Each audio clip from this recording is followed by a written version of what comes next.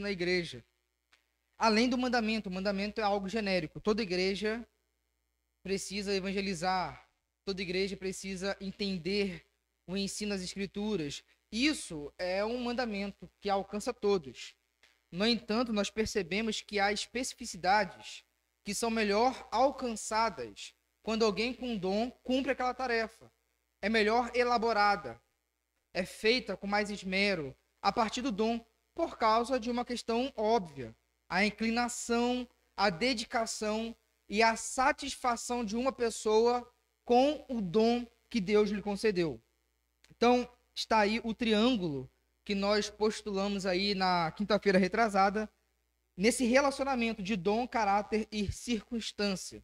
Eu foquei no final o dom pastoral, porque é o dom que evidentemente precisa ter os três juntos, de maneira concomitante. Não pode faltar nenhum e nem outro. É necessário os três. Alguns dons, por exemplo, não exige. É bom que todo cristão tenha caráter, é óbvio, né? É o mínimo. Mas vamos supor que tem um cristão que não está bem na fé e que está ruim.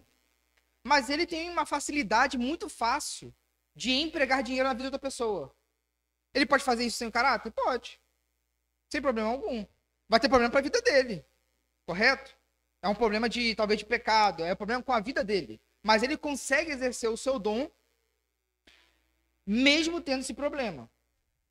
Já aqueles dons, sobretudo o ministério pastoral, que é um dom mais público, permanente e fixo na igreja, é necessário que haja essa concomitância.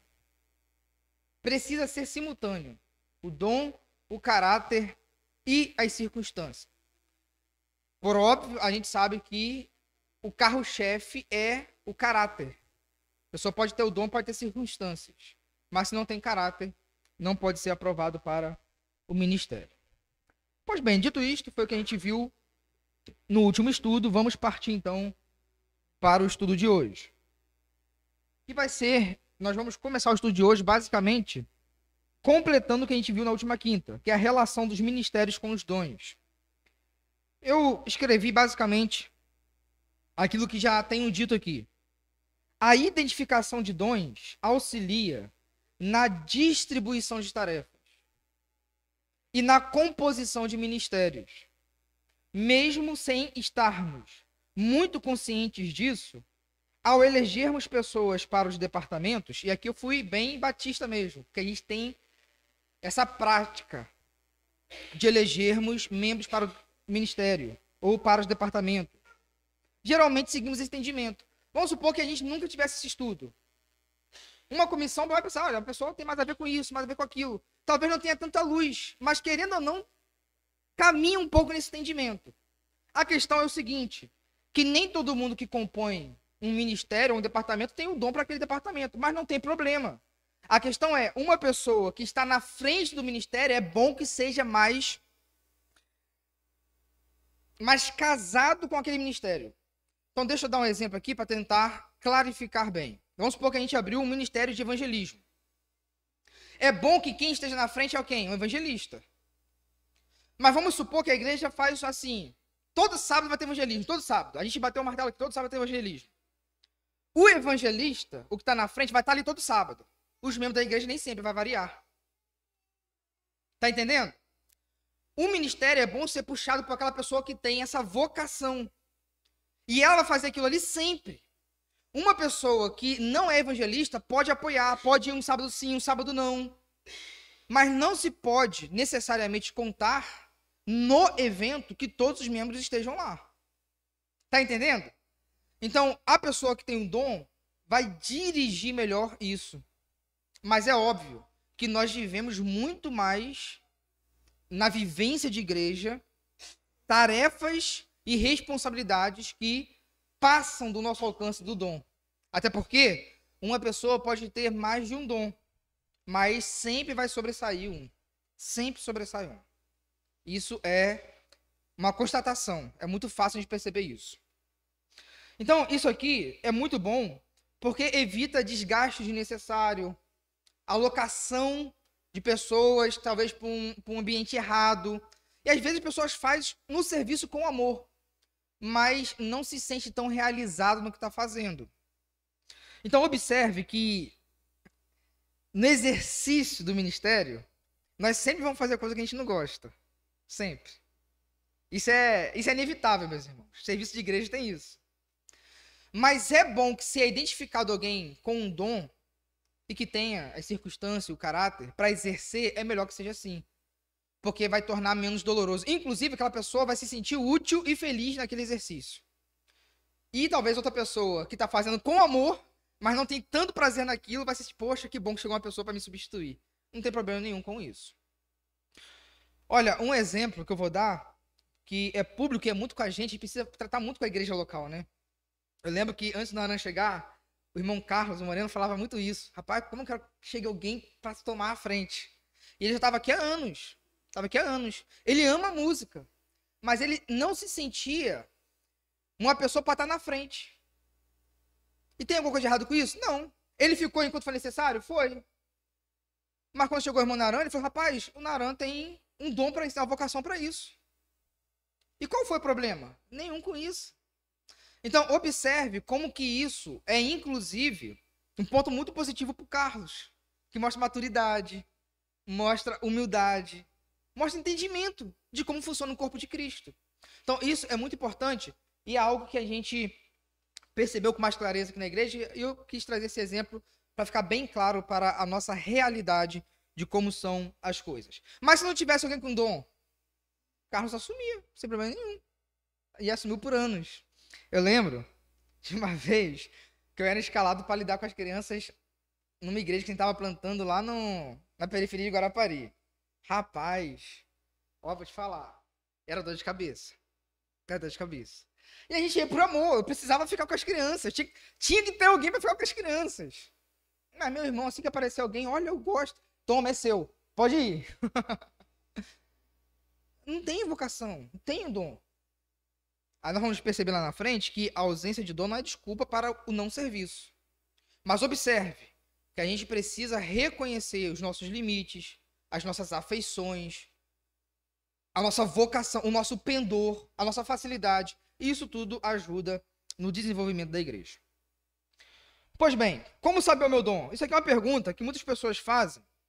E inclusive há tabelas, que você marca X numa coisa, X no outra. Eu não gosto muito disso, não. Eu sei que tem sua utilidade, mas eu prefiro entender o dom como algo orgânico. Como algo orgânico. O ser humano não é um ser da ciência exata. Nós não somos matemáticos. Não é tudo preto no branco. Nós não somos seres numéricos. Então observe que o dom, ele precisa ser descoberto e exercido na função orgânica do membro na igreja local. Então, eu vou basicamente listar 4 indicações aqui para os irmãos perceberem como isso acontece. Como eu descubro meu dom? Primeiro, entendendo que eu tenho um dom, ao menos um. É comum algumas pessoas caírem no equívoco e falar assim, só o pastor tem dom. Não, só aquele irmão que tem dom. Talvez um dom evidente de fala, talvez é 1 ou 2 pessoas, ou 3. Nisso aí tá certo.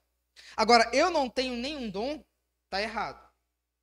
As escrituras é muito claro sobre a portabilidade do dom nos membros da igreja. Então, nós precisamos primeiro ter uma autoconsciência. Rapaz, eu tenho um dom. Deus me deu um dom, Deus me deu uma habilidade, uma facilidade de mexer com algo. E às vezes a gente está adormecido nisso.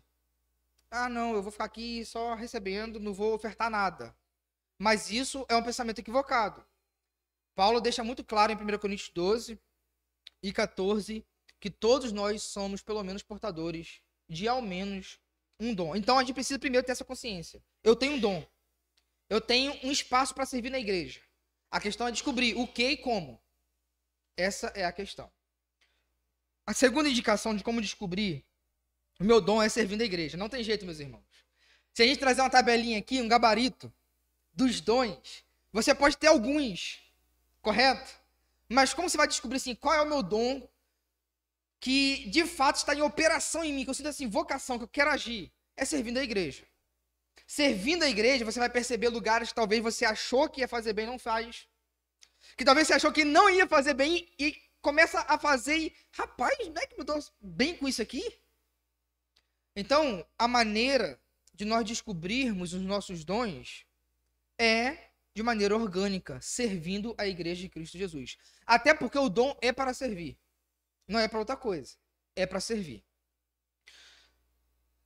Então, a maneira de descobrir seu dom não é você ter uma revelação para fazer, é fazer para ter revelação. É diferente. Ah, eu vou descobrir que eu tenho que fazer e depois começo a trabalhar. Não, meus irmãos. A gente começa a trabalhar na igreja local.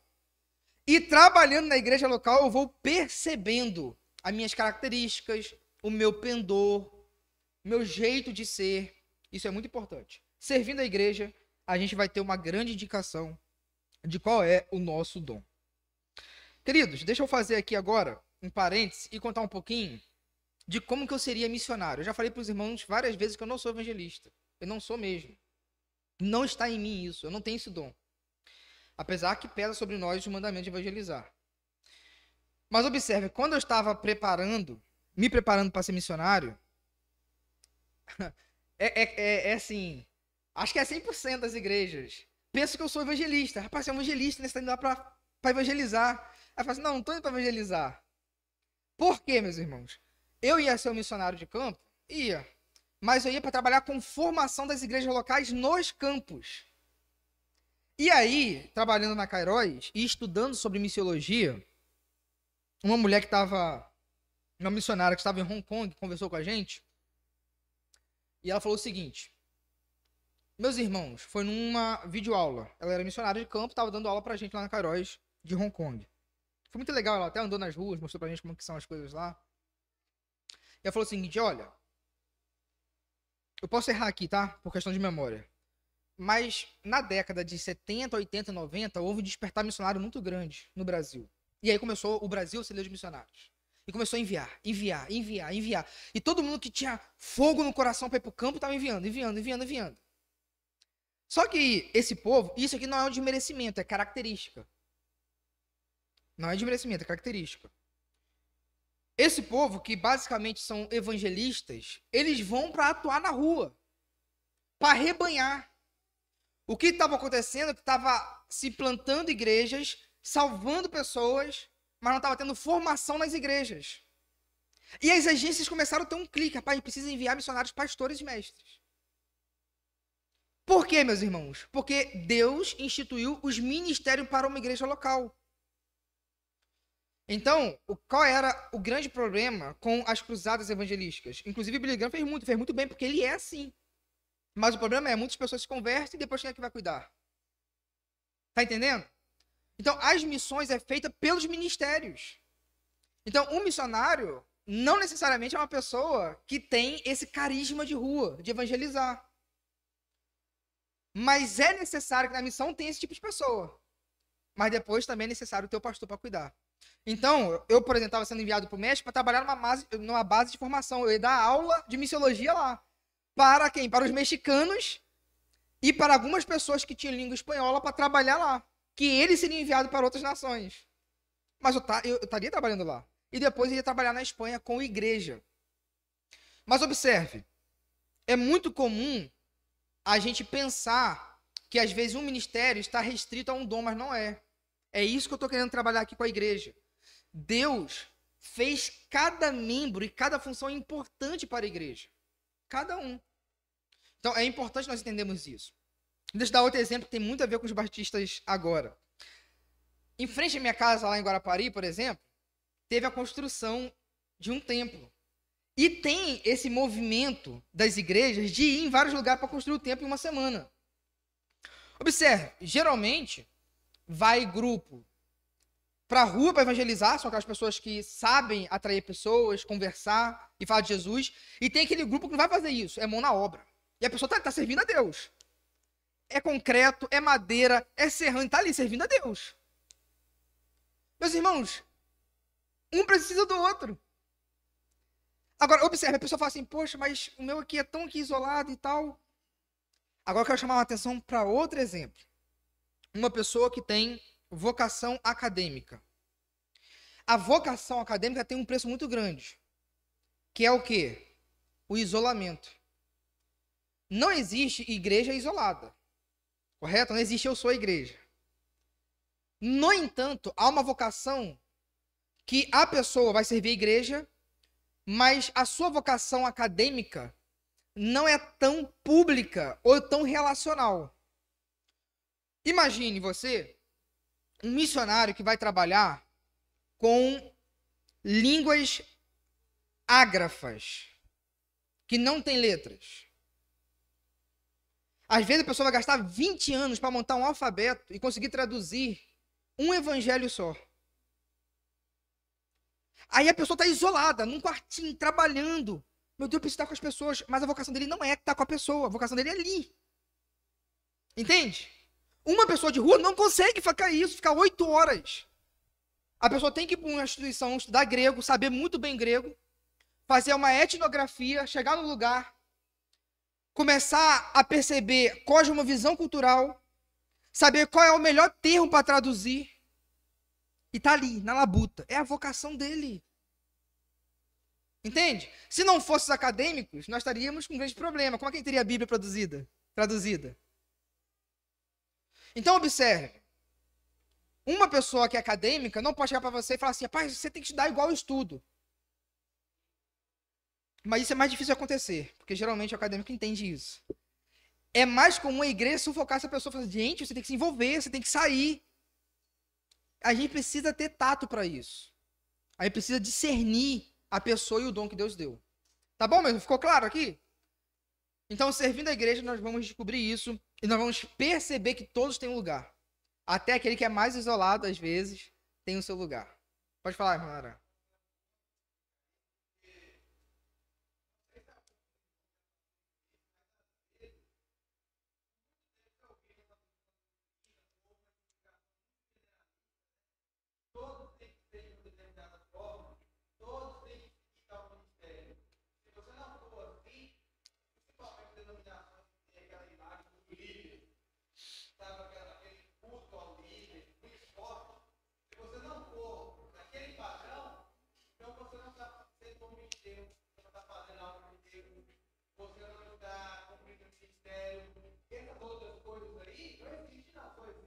Sim.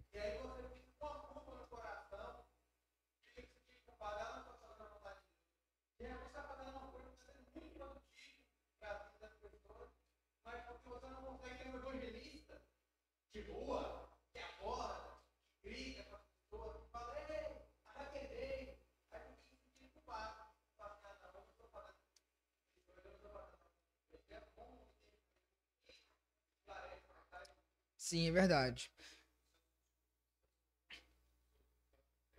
Aham.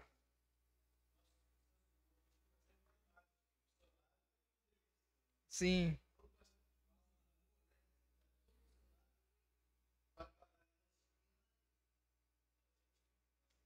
É. E assim, não é uma associação negativa, porque assim, o missionário é para pregar o evangelho. A questão é como que a pessoa pregar o evangelho. Às vezes vai pregar o evangelho traduzindo a Bíblia, né?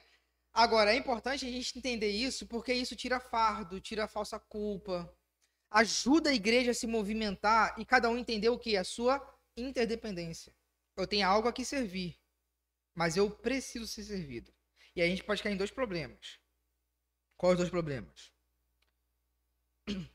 Eu não tenho nada para servir, e a gente já viu que tem que para servir sim, porque Deus te deu um dom. Ou então, a gente se sentir tão bom aquilo que a gente faz que o outro não precisa me ajudar. Entendeu? Pode cair no complexo de inferioridade ou no complexo de superioridade. E os dois são maléficos à igreja, à saúde da igreja. Então é importante entender assim, o meu dom, minha vocação é pastorear ensinando. Esse é meu dom. Mas tem algo no Kleb, no Charles, na irmã Maria José, no pastor Mário, que vai chegar em mim que eu não tenho. Que vai me auxiliar. Por quê, meus irmãos? Porque todos precisam do outro. Todos precisam do outro. E essa ideia que o Nara falou de um pastor líder, que é intocável, é muito difícil esse pastor entender que precisa das pessoas. Inclusive, é até bom ele imprimir isso nas pessoas, porque o afasta mais da cobrança. E isso é um entendimento errado de dom e de vocação. Pode falar, pastor Mário.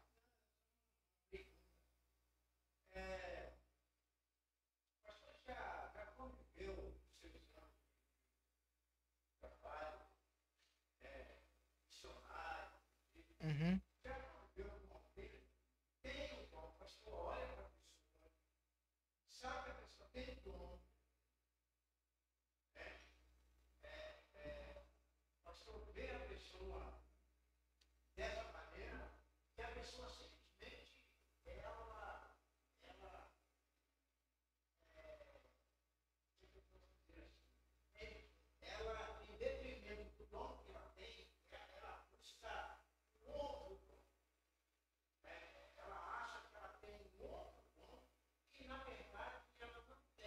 Já, com certeza. Eu conheço pastores, tem tio de pastor, mas não tem dom de pastor. Não tem dom. Tem título, tem posição, mas não tem dom. Uhum. Sim, isso é possível. Isso é possível. Meus irmãos, um outro jeito de saber o seu dom é tendo satisfação no que faz. Isso aqui, essa afirmação não pode ser enganosa. Não significa ter satisfação sempre, porque a gente é humano, a gente é pecador, aí tem fragilidade, tem circunstâncias que às vezes torna difícil. Mas de maneira natural, é algo que a gente faz por algo espontâneo, tem prazer, isso nos alegra. Então, ter satisfação no que a gente faz é um indicativo de que eu tenho aquele tipo de dom. E um outro que é muito importante, sendo reconhecido por outros. Meus irmãos, ninguém tem um dom que é para si. Se ninguém tem um dom que é para si, logo, outros precisam perceber o seu dom. Porque o dom não é para se autosservir, é para servir outros. E se você exerce, vai chegar em outros. Então, observe. Um dom, ele precisa partir de uma consciência, de um serviço, de uma satisfação e de um reconhecimento da igreja local. Geralmente a pessoa fala assim, rapaz, você faz bem isso, né? Rapaz, como é bom te ouvir falando assim. Rapaz, como é bom ver você fazendo isso. Rapaz, como você atende bem. Enfim, são vários indicativos. E a pessoa fala assim, rapaz, você já pensou que você poderia fazer muito bem isso? Tem gente, né, que tem muita facilidade para lidar com pressão, no sentido assim, no sentido de doença. Você percebe o quê? Pai, enfermeiro, bombeiro, tá começando um dia com charge das situações que ele passa. Meus irmãos, se não tiver aquela vocação para lidar com aquele negócio, pode passar em concurso, pode falar o que for, pode ter o título, eu sou isso, mas não vai fazer bem. Ou vai levando, vai levando, vai levando, vai levando, vai levando, até que vai dar um problema. Então, por exemplo, eu não serviria nunca para lidar com alguém com a perna com fratura exposta. A gente pode aprender? A gente pode aprender. Mas observe. Pá, faço bem, não tem problema nenhum com isso.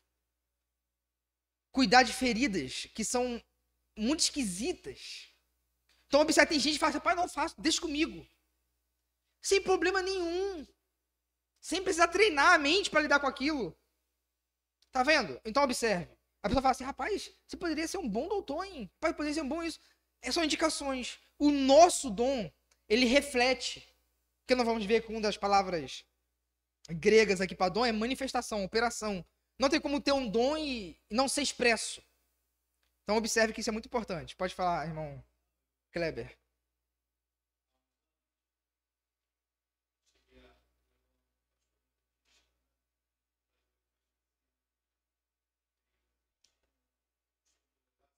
Sim,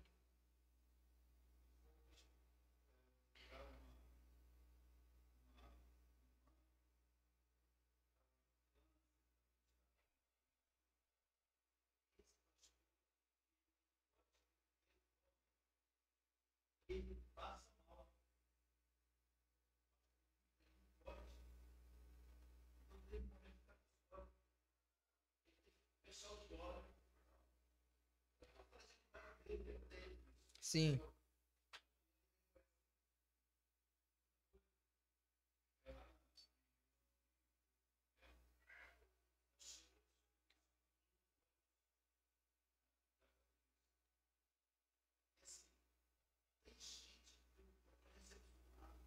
Tem mesmo.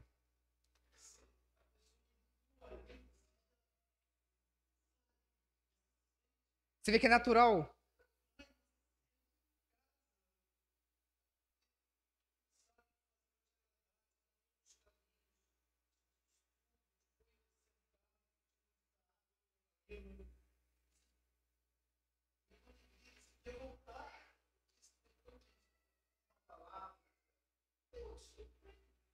Exatamente. É, exatamente. Exatamente.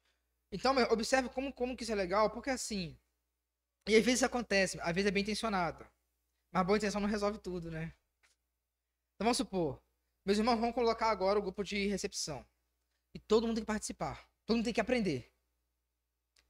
Olha só, já joguei pra cima algo que não precisa ser todo mundo. Entende? É como eu falei, agora não lembro qual aula, né? Qual estudo. Assim, a gente não é mais sábio que o Espírito Santo. O Espírito Santo distribui dons e vocações específicas, justamente para nos ensinar como que a igreja tem vários membros e como o relacionamento ele é colorido e não é preto no branco. Então a gente precisa entender isso.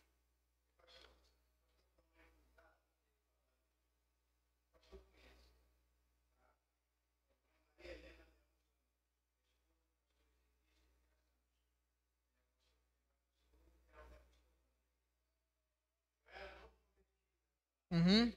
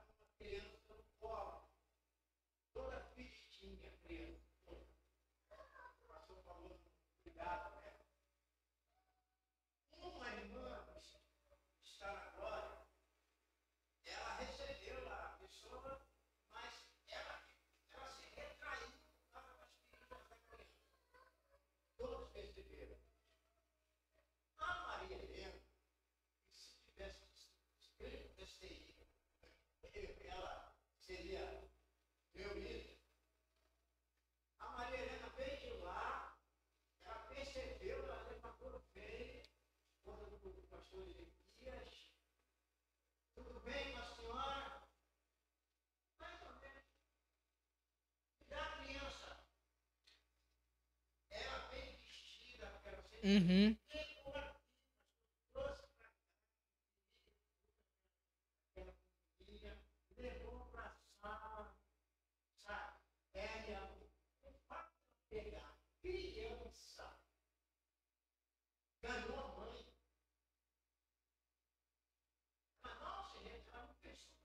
Sim.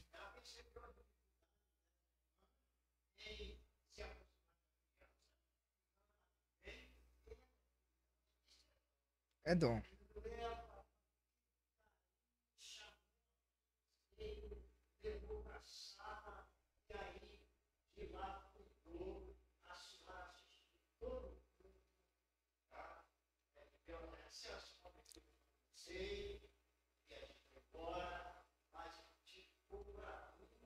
Uma lição, né?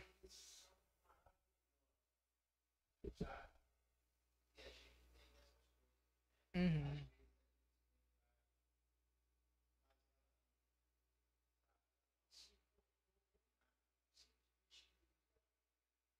Sim.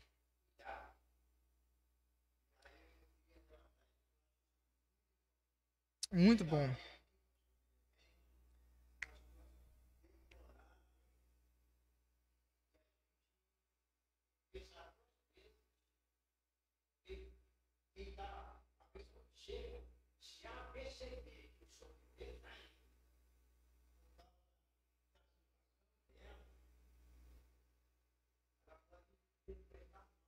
Sim.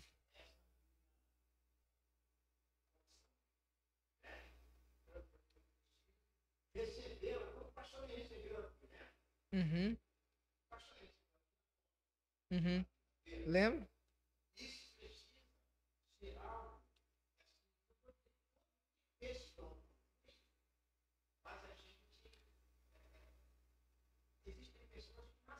É. Ó, deixa eu fazer uma aplicação disso. Como que isso é bonito? Vamos supor que a igreja aqui tem algumas pessoas que se dão. A pessoa entrou aqui, a pessoa vai sair com que imagem? Aquela igreja é receptiva. Não é aquela pessoa receptiva, é aquela igreja. Porque é o corpo que ganha. Entende? Igual, por exemplo, por bem ou por mal aqui. Por bem ou por mal. Geralmente quem tá aqui no púlpito sou eu, ensinando e pregando. Se a pregação é má, alguém entra aqui, para aquela igreja tem uma pregação horrível. Se a pregação é boa, para aquela igreja tem uma pregação boa. A pessoa fala, a igreja. Se a pessoa exerce bem o seu dom, a glória de Cristo resplandece no seu corpo. E a pessoa fala, pá, aquela igreja é assim. Então observe como que isso é importante. E isso é para tudo. Até mesmo vocação secular. Eu lembro quando estava estudando um dia para concurso, estava desesperado por emprego, surgiu um do nada. Rapaz, vou fazer para polícia. Pá, que doideira, para polícia. Fui assistir o YouTube, o cara assinando ele. Polícia é vocação, muita gente passa e não fica. Aí eu, pronto. Trocar tiro. Ficar na rua, lidando com bandido. Aí, a gente recebeu um dia aqui, um policial civil, né, o pastor Rafael, antes da pandemia. Fui conversar com ele. Ele, rapaz, tem neguinho, a forma de neguinho que é a forma coloquial de falar, os irmãos sabem. Tem neguinho que chega lá, passou, polícia civil, poxa, ganha bem, tem carreira. Primeiro dia no Rio foi trocar tiro. Tremendo, passando mal, eu não quero mais isso, não, rapaz, você acabou de passar um concurso, não quero mais, não é minha vida. Tem gente que tem aquilo. Rapaz, eu tô aqui, eu sou a espada do Estado, tô pra matar e pra morrer. Tem gente que é assim. E precisa de gente assim. Entende? Aí eu fiquei assim, rapaz, naquele negócio, naquele desespero de tentar alguma coisa. Rapaz, imagina, que doideira.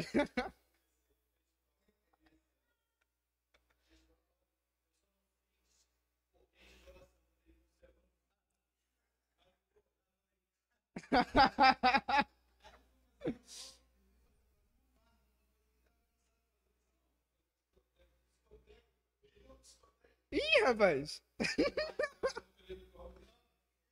Olha só.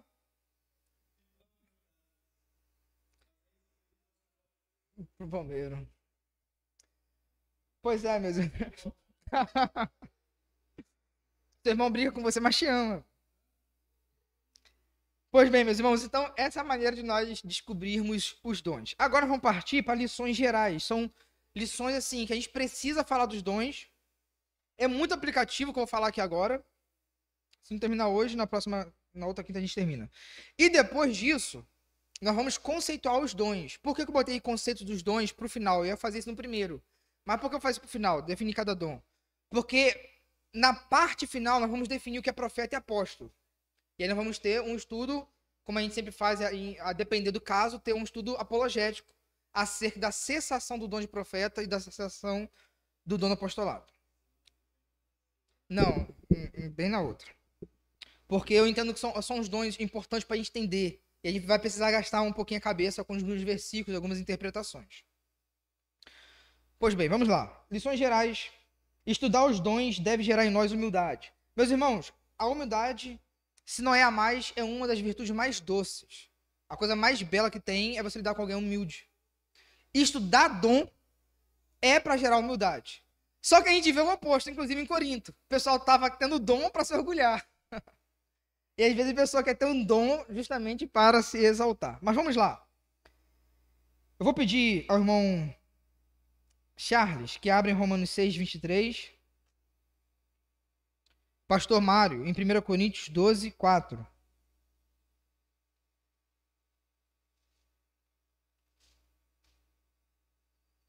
Depois, a diaconisa irmã Odete.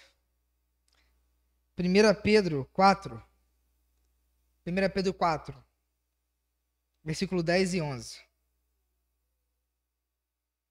Mas vamos aqui para o primeiro. Eu vou falar e depois o irmão Charles vai ler. Logo após que ele ler, o irmão Pastor Mário pode ler também. Por que estudar dom deve gerar humildade? Porque o dom é algo recebido, não produzido. É algo. O próprio nome dom é isso, é um presente, é uma dádiva, é a operação da graça. E o grego ali é o charisma. Charismata é o plural, dons. Mas é o charisma. E é o mesmo termo que está em Romanos 6, 23 e 1 Coríntios 12, 4. O irmão Charles vai ler, logo após o pastor Mário vai ler.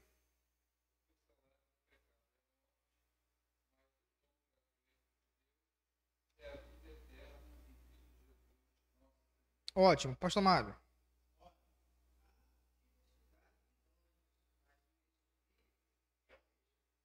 Excelente. O irmão Charles falou aqui que o dom de Cristo é o quê? A vida eterna.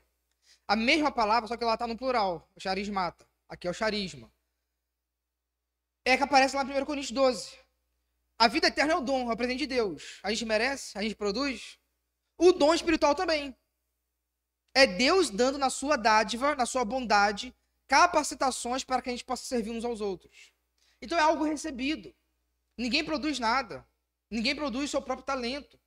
É lógico que o dom, ele vai ser trabalhado com esforço humano, com labor humano. Vamos ver isso, que é a disciplina, a dedicação.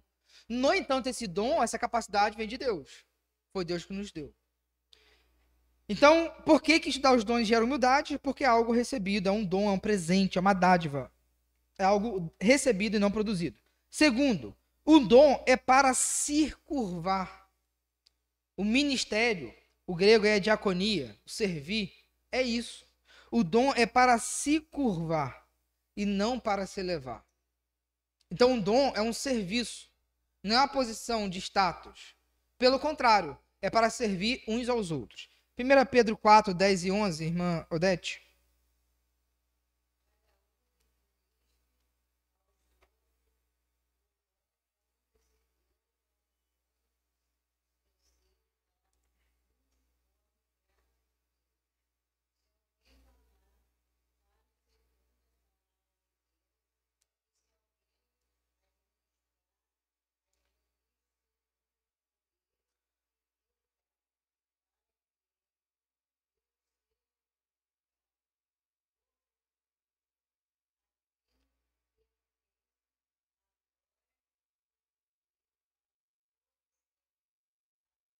Amém.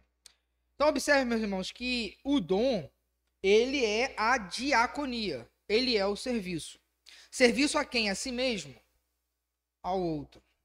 Sempre é importante ser isso enfatizado. Então, o dom é para servir e não para se elevar.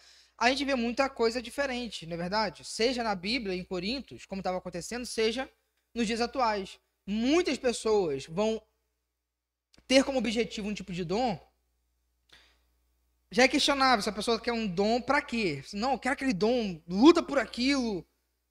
Mas aí você percebe assim que não é algo natural, que não é algo dado por Deus. Mas por quê?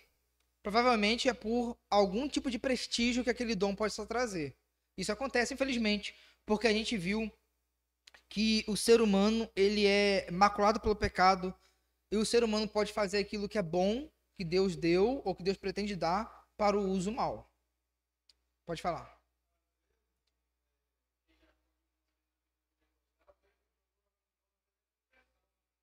Exatamente.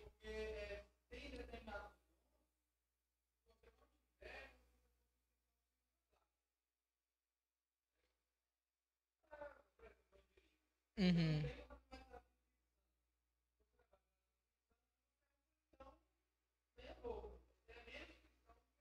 Uhum. Sim. Segunda benção.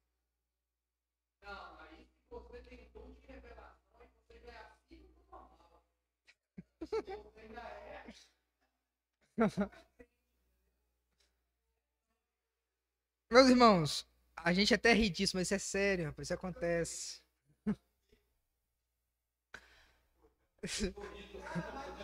Não, sim, isso acontece.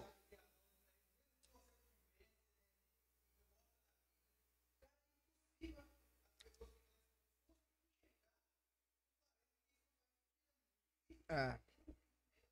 Inclusive, assim, a depender da situação, há tipo um plano de carreira dos ministérios, né? Você vai galgando o ministério um pouco maior, dependendo com o tempo, dependendo do serviço. Mas não é esse o sentido dos ministérios. Não é esse o sentido. Aham.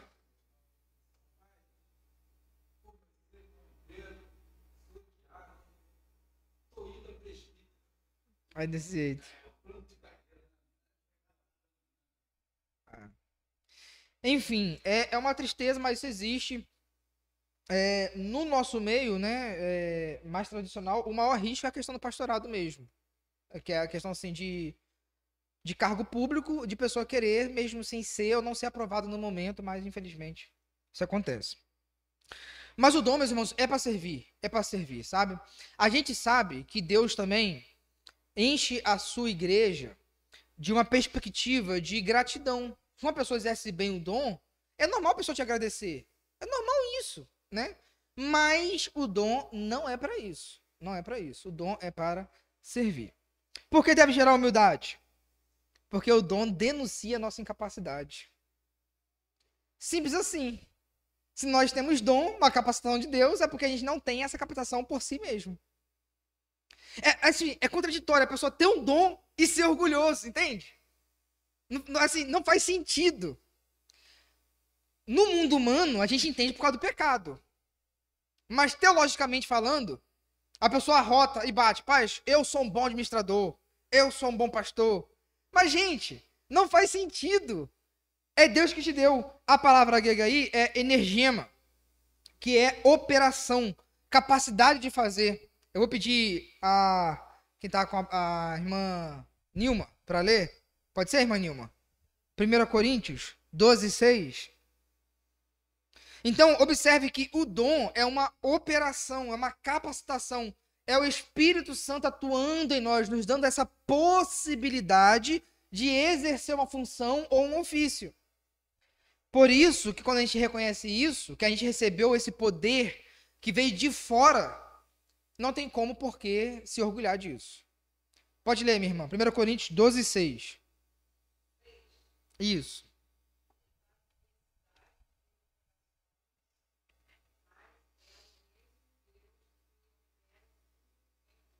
Ótimo. Diversidade de operações. Termo grego aí, energema. Operações. Quem é que opera? Deus que opera. Então, observe que a gente, quanto servo, a gente se submete a isso. Mas quem está operando e efetuando é o próprio Deus.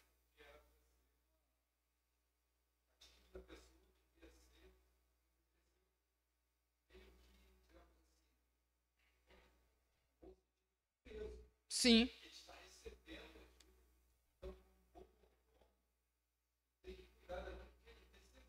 E se recebeu mais cobrado.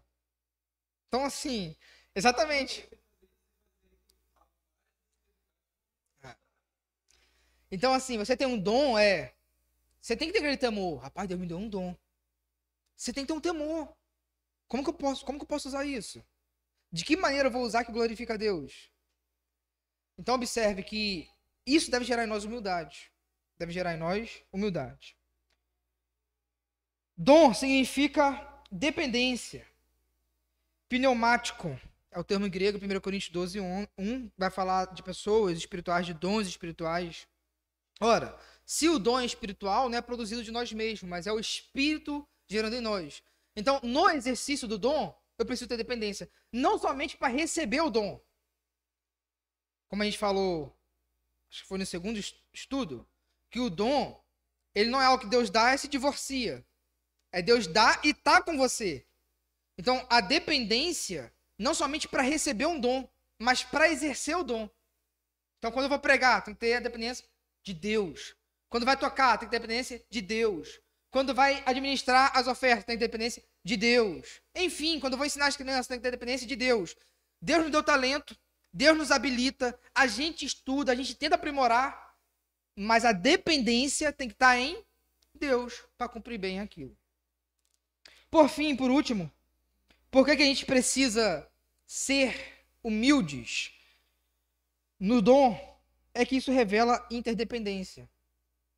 Cada um precisa um do outro. Ninguém se basta.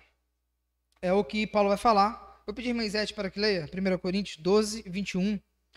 Revela interdependência. Precisamos servir, mas sermos servidos também. A gente precisa reconhecer isso. Eu preciso ser servido. Eu quero cuidar dos meus irmãos, mas também preciso ser cuidado de alguma maneira. 1 Coríntios 12, 21 é um texto claro sobre isso. Pode ler, irmã Isete, por favor. 12, 21.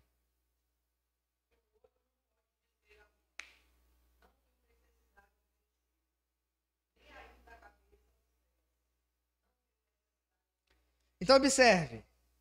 Sou pastor, meus irmãos. Não preciso de nada de vocês. Não é assim. Então, observe que todos recebem algo uns dos outros. Às vezes, um companheirismo, um abraço. Tem um rapaz do jornal lá do Espírito Santo que ele é muito doido, né? Ele fala assim: beijo pra quem de beijo, abraço pra quem de abraço. Todo jornal ele fala isso. E aqui na igreja é assim. Às vezes um é de abraço, outro não. Às vezes é um de palavra, outro não. Às vezes um é de mandar um oi no WhatsApp, outro não. Enfim, cada um recebe um do outro na proporção que Deus lhe deu. Então isso revela interdependência.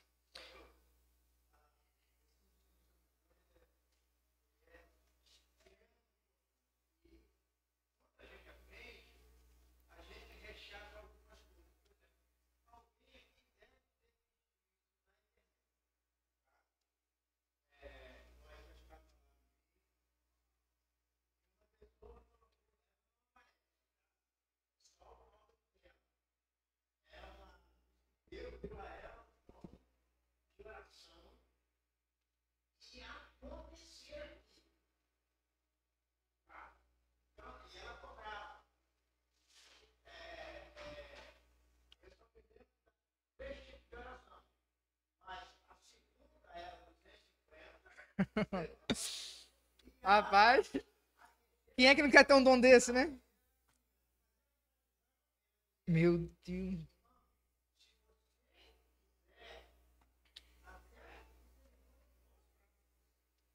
Na internet tem profeta do Pix.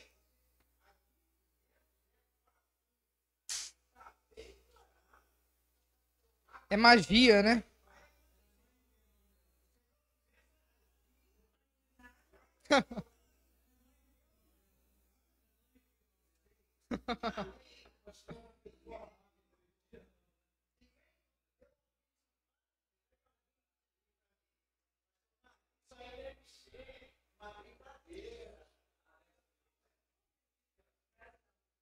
Não, mas tem, eu já vi também.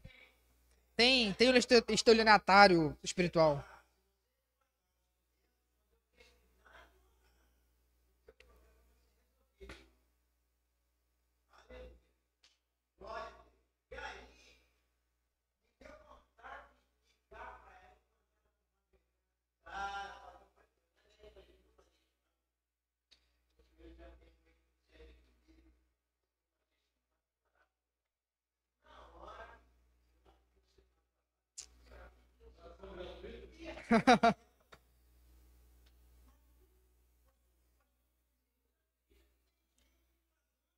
Ah, lógico. As igrejas neopentecostais é nesse mover aí. A pessoa dá atriz, um monte de coisa pra receber algo. É uma empresa, né? Tá comprando a ação de Deus.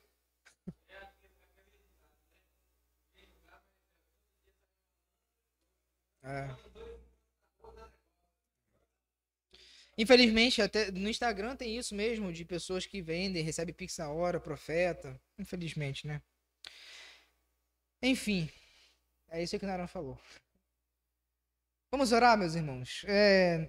Sem ser nessa quinta agora, na outra eu termino esse slide aqui. Aí nós vamos falar de alguns entendimentos errados dos dons e não vamos tocar nesses assuntos aí que a gente tá falando hoje. Então vamos orar.